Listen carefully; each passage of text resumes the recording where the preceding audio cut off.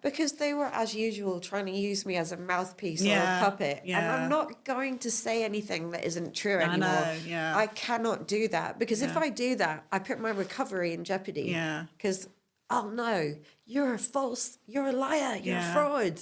You're ruining this guy's life. And it doesn't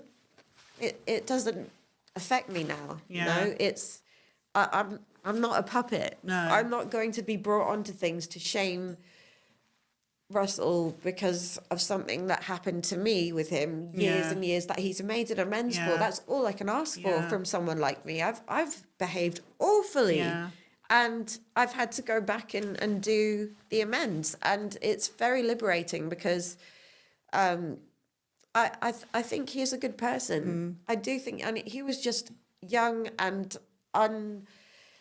unrecovered fully. So I mentioned cross addiction, that's something that can happen. Like you switch from a substance to a behavior.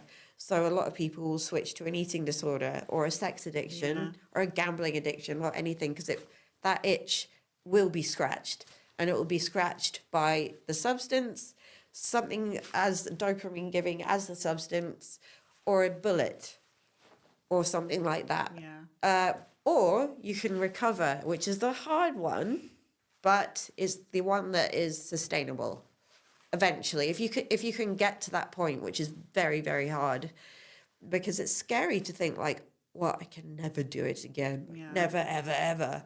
And I just think like, I'm not going to do it today. And I've said that every day for nearly 5 years.